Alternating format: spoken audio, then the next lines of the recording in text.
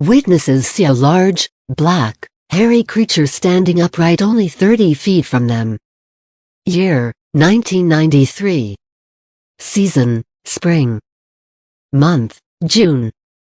Observed, from the files of Temescawa Sasquatch Research, Timothy Yerington. No. 20v. Witness, Desmond Warren. Date, June 1993. Location, McLeod Road, beside Madawaska River. Between Springtown and Burnstown, Bagot and Blithfield Township of Renfrew County, Ontario. Encounter: witness and his girlfriend were parked along McLeod Road, a gravel backroad that parallels the south shore of the Madawaska River. They had left a friend's place early in the morning, after a party, and had chosen to park for a while. The car was backed into the entrance of an old logging trail, off of the main road. The couple remembers noticing a foul stench in the air like a sewer backed up, or rotten meat. At about 5:30 or 6 a.m., witness left the car leaving his driver's side door open, and walked beyond the rear of the car to urinate. He heard a small noise to his left, and turned to see a large, black, hairy creature standing upright only 30 feet from him. The creature, which the witness felt right away was a Sasquatch, just stood there motionless while he finished urinating on his way back to the car. He called to his girlfriend, "My God, look at this. Get out, get out. You gotta see this." He remained at the car and watched the creature for what seemed like a few minutes as it simply checked us out. The creature finally turned and took 10 to 15 strides back into the bush and got behind some cover. Witness said its arms swung and it was silent as it walked, upright, into the woods. It didn't take long for it to get a fair distance. I could still see it between the trees and some leaves where it stopped. It turned around again to face them, watched them a bit more, and finally fled.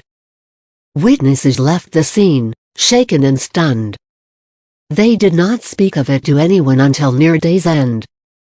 Witness description of the creature: "I'm 5'11", and it was a good 2 feet taller than me. It was at least 3 wide. It was completely covered with long blackish-brown hair, from its head right down to its toes. The only places I noticed where there was no hair was around the eyes and the hands.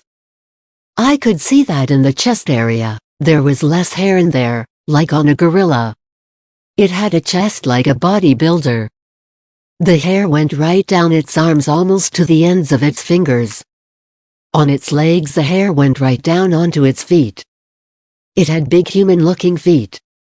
There wasn't much hair on its feet and it had blackish-gray toenails. That's how close I was. When it walked away I could see the soles of its feet. They were blackish in color and very wide, about 6 wide and maybe 14 or 15 long. It was more of a flat foot. The arms were maybe the same length as a man's but very muscular. It had pretty straight sides, no curves, you know, like on a woman. It had a tall head and not too much of a neck. It had deep sunk eyes and you could see the skin in there, kinda a brownish-black leathery look to it. Where we would have eyebrows it had a ridge that stuck out a fair piece. I don't remember anything specific about the mouth, but the nose, 2 large nostrils like a gorilla. There was hair on the face, but you could make out where the nose area would be. Additional witness comments: in no way was it a human dressed in any disguise. And the muscles on that thing, impossible. I've been back to the spot maybe a couple of times and it still gives me the creeps. Boy, it scares ye.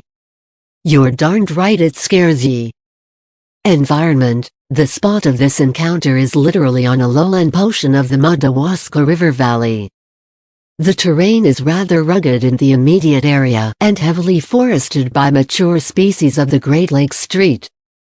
Lawrence type: a mature mix of white pine, spruce, and cedar, sugar maple, red oak, balsam fir, elm, ash, aspen and white birch. There are a few old log skidding roads present at site and likely elsewhere in the region too. The area would have been heavily logged over during the square timber era, but it has again become a mature forest environment. Many large conifers and hardwoods exist at site. A wide creek flows under McLeod Road at site and becomes a sheltered bay of the Madawaska River.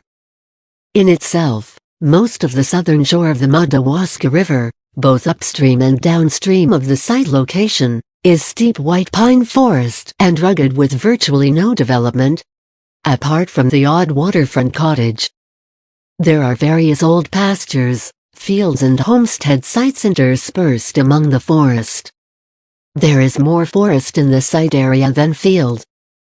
To the south and east the forest is expansive and quite mature. On the topographic map, this expansive area contains primarily forest, wetlands, creeks and a few small remote lakes. There are only a few dirt roads and trails that enter into this area. To the north and to the west of site, beyond the Madawaska River, lies much heavy forested areas also, eventually becoming a vast wilderness called the Madawaska Highlands. White-tailed deer are plentiful in this entire area. Comments: Witness seemed very interested in having a lie detector test done. I know what I saw and I have no quarrels about putting me on a lie detector. Then I'd finally have proof for my friends and family about what I saw. The couple had been there about 2 hours before they noticed the foul smell. Perhaps a Sasquatch had been making its way down through the forest on its way to the water, to either drink or fish, when it came upon the couple parked in the car. The witness felt that it was curious about him. Witness said that he felt like peeling on out of there, but I knew that I was seeing something incredible. That's probably why I stayed to watch it. I find it rather odd that when the creature walked deeper into the forest that no noise, like snapping twigs or branches, were heard. But, if the ground had been wet or damp, this may account for its silence. Based on the above description, it appears the witness had an extremely decent view of a Sasquatch. He has noted many typical Sasquatch features and characteristics. Upon a tree comparison at the site with the witness, it seems the creature W is closer to 7 tall.